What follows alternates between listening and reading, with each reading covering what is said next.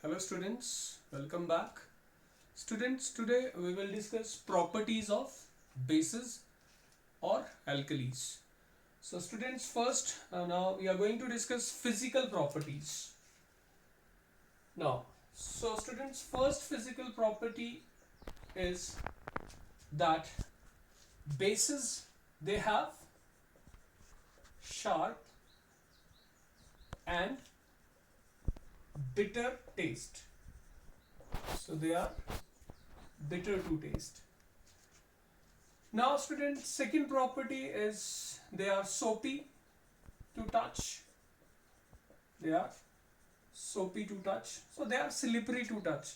Students, this is because when alkalis they combine with the oils or fats which are present in our skin, a chemical reaction occurs which is called saponification, and the one of the product formed is a soap, which is actually a sodium or potassium salt of the long chain fatty acids. So since alkalis react with the oils and the fats present in the skin to form soaps, this process is called saponification, and that is why they are slippery to touch.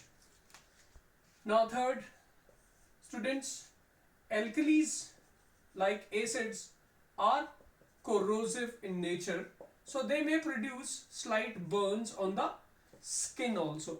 So they may produce burns on the skin. So these are the first three properties. Now one more, students, alkalis, they act as electrolytes, which means they may conduct electricity.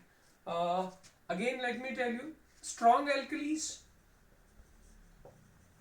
they behave as strong electrolytes, means they conduct electricity to a very large extent. Examples we have, say, sodium hydroxide, and then we have potassium hydroxide. And one more thing, weak alkalis. Now, weak alkalis like ammonium hydroxide, calcium hydroxide, etc., they also act as electrolyte, but since they undergo ionization to small extent, they act as what? Weak electrolytes. So students, these are the physical properties of bases. Now students, our next topic is chemical properties of bases. So now we will study chemical properties of bases. Now first chemical property is action towards indicators. Now students, just like acids, the bases can be recognized by the action of certain indicators. For example, suppose if we use indicator, now litmus, then what will be the action on basic solution, students? The red litmus changes blue. So that means the color change that you will notice is red to blue. The second type of indicator which is used to recognize solutions is methyl orange, which is an organic compound, and depending upon pH of solution, it gives color changes. Now students, what is the action? So of methyl orange, it is orange to yellow, orange to yellow. So when a solution turns yellow on adding methyl orange, it means it is basic solution. The next indicator which is used is phenolphthalein. Now students, now phenolphthalein is colorless, but it changes to pink. So when we add few drops of phenolphthalein to a basic solution, and if we observe a pink color, then it means solution is basic. So this is the action of indicators on a basic solution. Students, one very important point is that, so this is very important, that insoluble bases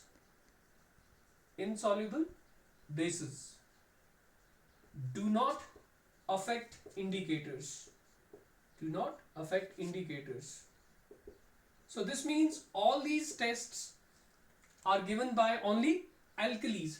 So insoluble bases like aluminium hydroxide, ferric hydroxide, copper hydroxide, since they are insoluble, they do not give these tests or these action of indicators.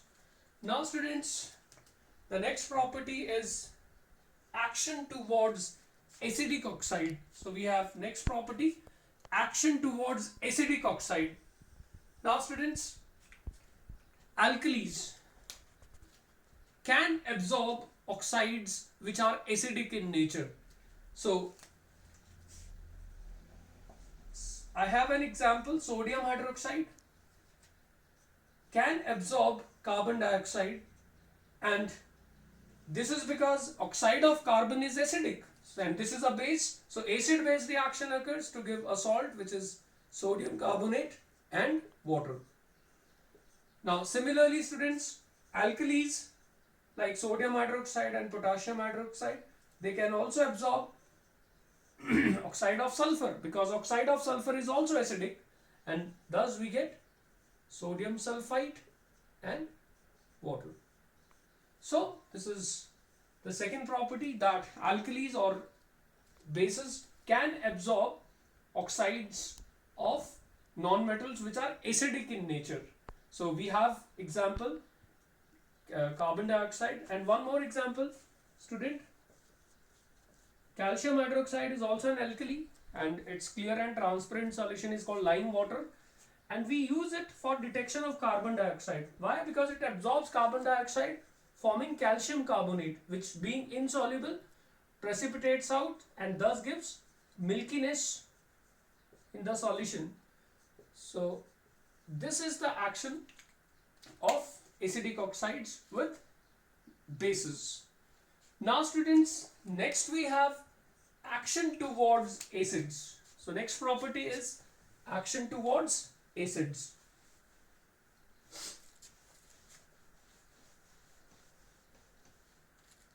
So next we have reaction with acid, or we simply say action towards acids. Now students, since these bases are what, or alkalis, they produce hydroxyl ions. The hydroxyl ions of the bases, they react with hydronium ions of the acids to form salt. So this is a very simple reaction, that bases like sodium hydroxide reacts with acids, say hydrochloric acid, to form salt and water. We can take any other base, say we have copper hydroxide, it will react with base like say H2SO4 and we get say copper sulfate plus water. Students, we can have like ferrous oxide is also basic and it reacts with acids and we get ferrous sulfate plus H2. So similarly we can have other examples also, like aluminium hydroxide also reacts with acid, say HCl, giving aluminium chloride and water. So acids react with bases forming salt and water. Now next property is precipitation reaction. So student, this is a very important property of mainly alkalis, because this property is used in analytical chemistry for detection of metal ions present in the salts. So what happens in precipitation reaction, students? So let me tell you that strong alkalis or alkalis like sodium hydroxide, potassium hydroxide, ammonium hydroxide, they cause precipitation of the salts of heavy metals, and by the color of that precipitate we can identify as to which cation is present in that salt. So we have precipitation reaction, but this reaction is given by strong or bases like ammonium hydroxide, sodium hydroxide, potassium hydroxide, and a weak alkali like ammonium hydroxide. Say I have an example, say ferrous sulfate. So when we add alkali NaOH to ferrous sulfate, what happens is that the ferrous ions, they get precipitated as ferrous hydroxide. Why? Because this is insoluble, and then we get water soluble sodium sulfate. So we get a precipitate, and this precipitate has a light blue, or we say light green color. Now similarly, ferric salt, say we have ferric chloride, it is precipitated by ammonium hydroxide and it gives ferric hydroxide, gives ferric hydroxide, and this ferric hydroxide precipitates out as reddish brown. So these color help in identification of the ion. And then we have ammonium chloride. Now similarly, students, copper sulfate gives precipitation, say with NaOH, forming copper hydroxide, which again being insoluble base precipitates out, and we have a pale or light blue precipitate, and then we have sodium sulfate. Now another example is of, say, zinc nitrate. So zinc nitrate is water soluble, but when we add sodium hydroxide to it, students, zinc ions, they get precipitated due to the formation of zinc hydroxide, which is white gelatinous precipitate. So which is white gelatinous jelly like precipitate, and then we have sodium nitrate. Now student, there is one very important point, that hydroxide of zinc is amphoteric in nature, which means it can react further with acid as well as base.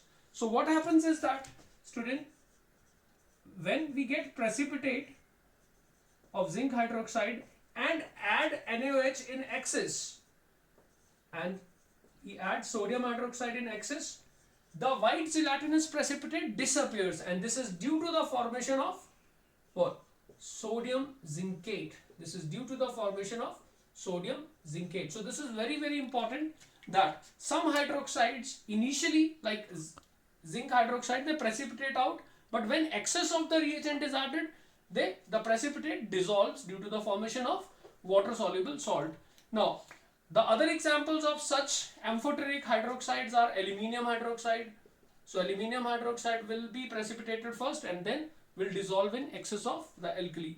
And then we have lead hydroxide, which is also being amphoteric, dissolves in excess of alkali. Now student, next property of bases is action with ammonium salts. Action with ammonium salts. Now this is also very important, because we use this property of bases to prepare ammonia in lab. So students, in this reaction, that is action with ammonium salts, ammonium salt is heated with an alkali NaOH or KOH, and it gives salt NaCl, sodium chloride plus water, and there will be liberation of ammonia gas. So this method is used for preparation of ammonia in lab. Now students, we can use salts, ammonium sulfate also, and alkali we can use say NaOH or KOH, or even calcium hydroxide can be used. So again here we get what? Salt, sodium sulfate, plus there will be water, and ammonia is liberated. So student, this reaction is used for preparation of ammonia. But here let me give you one very important note, that in this reaction, that is to prepare ammonia, salts like ammonium nitrate and ammonium nitrite cannot be used. So these salts are not used. Why they are not used? Because these salts like ammonium nitrate and ammonium nitrite, on heating they decompose to give, like this will give nitrous oxide and water, So there will be no ammonia, and ammonium nitrite on the decomposition gives nitrogen and water. So this is very important to note that these two salts cannot be used to prepare ammonia by this reaction because on heating they decompose. Now students will discuss general uses of bases. Students, bases are important both in chemistry lab as well as industrially. Now first we will discuss use of sodium hydroxide. So students, sodium hydroxide is used in the manufacture of, so it is used in the manufacture of soaps. Now students, such soaps are called hard soaps and they cannot be applied on skin. Then next, KOH. KOH is again used for manufacture of soaps, but such soaps are called soft soaps and they can be applied on living tissues, that is on skin. Then we have calcium hydroxide. Students, calcium hydroxide is commonly called slaked lime and it is used for softening. It is used for softening of hard water. So we use it for the softening of hard water. Then we have aluminium hydroxide. Now student, aluminium hydroxide is used as foaming agent.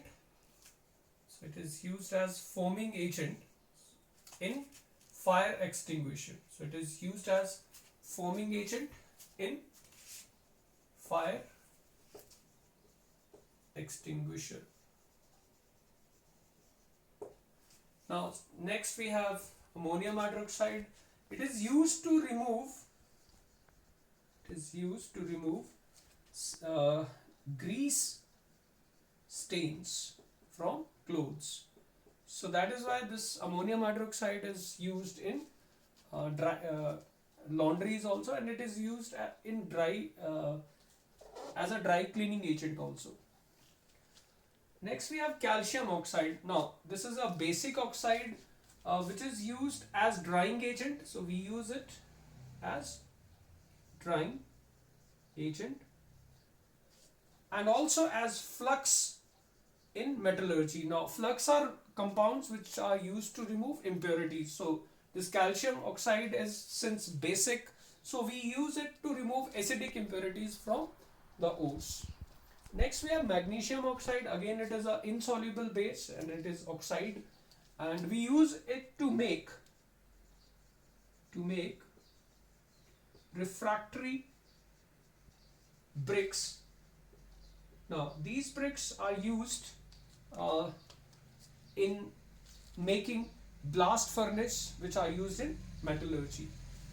Students, next we have magnesium hydroxide and it is used as antacid, which means it is used as a medicine to remove excess or to neutralize excess acidity in the stomach. Student, the excess acidity in the stomach is due to the excess release of HCl, and that excess HCl is neutralized by the action of magnesium hydroxide. So student, these are some uses of bases.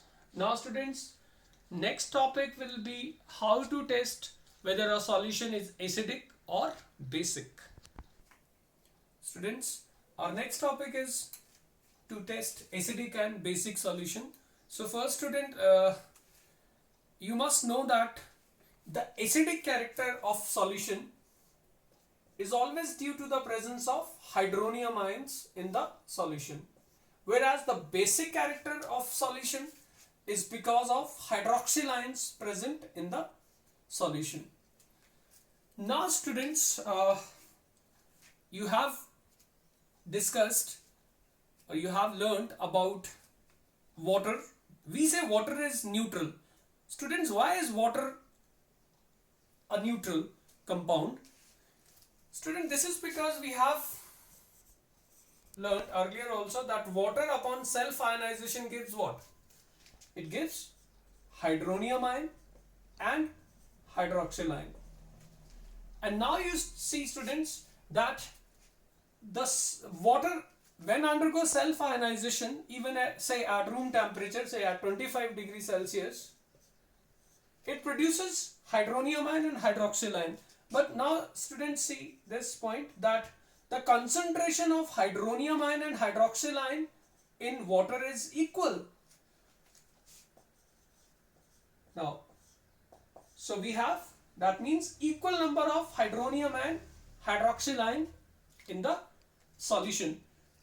So we say that solution is neutral. So what is a neutral solution, students? Any solution which has equal concentration of hydronium ion and hydroxyl ion is called neutral. And that is why water is neutral, because at any temperature, water when undergoes ionization, the concentration of hydronium ion and hydroxyl ion is equal. Now, one more important thing, students, at 25 degrees Celsius, when we measure this concentration, the value is found to be 10 raised to power minus 7 moles per liter. Means in 1 liter there are 10 raised to power minus 7 moles of hydroxyl ion as well as hydronium ion. Now, product of concentration of these two ions, that is hydronium ion and hydroxyl ions, is called ionic product of water, and we denote it by K with subscript W. So this is called ionic product of water. So at any given temperature, the product of molar concentration of these two ions is called what? Ionic product of water. So this is ionic product of water. And when we put, say, the value, what is concentration of hydronium ion, say at 25 degrees Celsius, it is 10 raised to power minus 7. That of hydroxyl ions is also 10 raised to power minus 7. So ionic product of water at 25 degrees Celsius is 10 raised to power minus 14 moles square per liter square. So this is very, very important. And the most important thing is that a neutral solution contains equal number of hydronium and hydroxyl ions in solution. Now, student, when we add, say, acid to this solution, means when we add acid to water, what will happen, or what will be the change in the nature of solution? So students, I have water which undergoes ionization, giving equal number of hydronium ions and hydroxyl ions. So as such, we say this solution is neutral. But students, when we add, say, acid HCl to water, what will happen? The acids, they undergo ionization in water, producing hydronium ions and, say, chloride ion. So students, now you see that when we add acid to the water, what happens is that hydronium ion concentration in the solution increases. The hydronium ion concentration in the solution increases and it becomes more than hydroxyl ion. It becomes more than the hydroxyl ion concentration. Now, since solution has more hydronium ion than the hydroxyl ions, we say this solution is what? Acidic. So what is acidic solution, students? Any solution which contains more hydronium ion than hydroxyl ions is called acidic solution. Now students, similarly, when we add base to water, what happens? See, so we have water, say, undergoing self-ionization, producing hydronium ion and hydroxyl ion. Now students, when we add base to water, say we are adding sodium hydroxide. Now students, sodium hydroxide in water dissociates and gives what? Sodium ions and hydroxyl ions.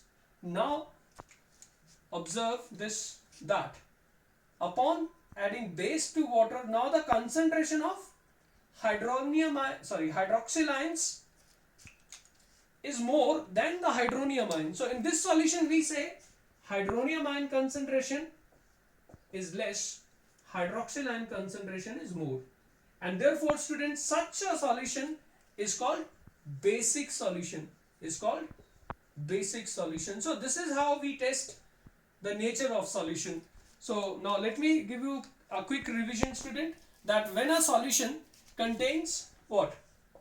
Hydronium ions and hydroxyl ions in equal concentration, we say solution is what? Neutral. So this is our first point. And say any solution that contains more hydronium ions than hydroxyl ion, solution is called acidic. So this is second important point. And a solution that contains more hydroxyl ions than the hydronium ion is called basic solution. So this is how we can test the nature of solution, whether acidic, basic or neutral. Now students, in next lecture I'll tell you about how to express hydronium ion concentration on a pH scale, and then how to predict whether solution is acidic, basic or neutral on the basis of pH value. So thank you students.